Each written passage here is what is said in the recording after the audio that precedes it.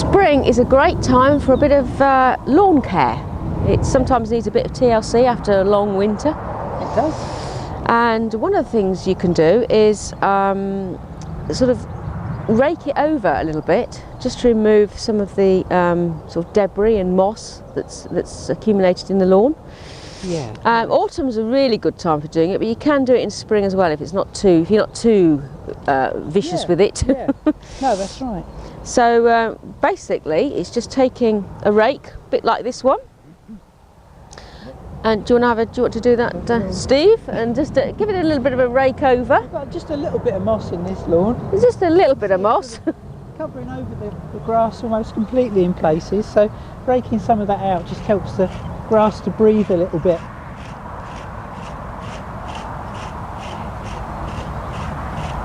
Let's see, It does. Sphagnum moss. It does make a bit of a mess, which is it's one reason why, in a way, it's quite good to do it in the autumn, because obviously you're not.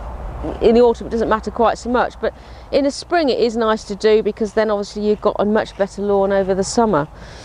And the grass soon grows. It just gives it that bit of space, bit of air to breathe, and gives it room for the grass to sort of grow and fill the spaces. But what you do find is you then sometimes get a few bare patches in here. You can just sort of sweep up with a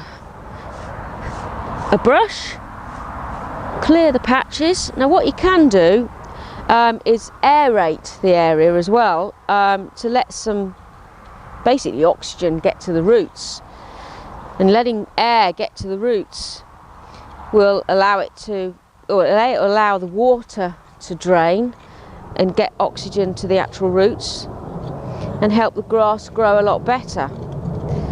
You can actually get machines that will aerate the soil. You can hire them. Easier. It would have been a lot easier, but we've got Steve here. So why bother borrowing the machine? Who's our machine? Basically, it's putting the fork tines in right down to the full depth, maybe every 4 inches, 10 centimetres or so. And then you can take some sharp sand. I mean, you can also use some good fine topsoil as well, perhaps mixed in with it. Or seed, put some grass seed.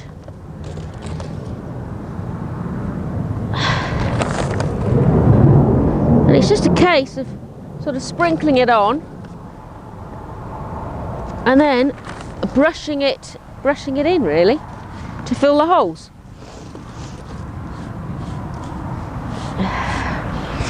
And then the rain will also wash it in.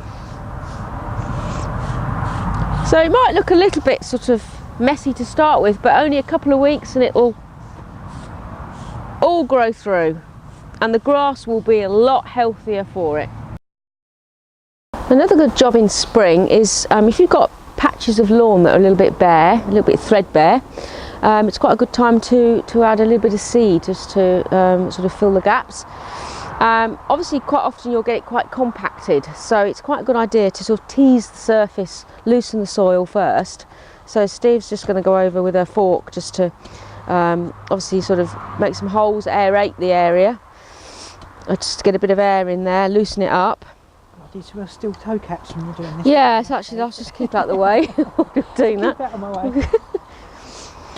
And then another good thing you can do is just to tease the surface using a rake. You're just trying to loosen up that soil just a little bit, just to break up the surface. And then what I've got here, I mean, you can just use just a little bit of grass seed now, but this is quite good stuff. This is called Patch Magic for Miracle Grow. It contains grass seed, feed and some coir. So what it does, literally sprinkle it on.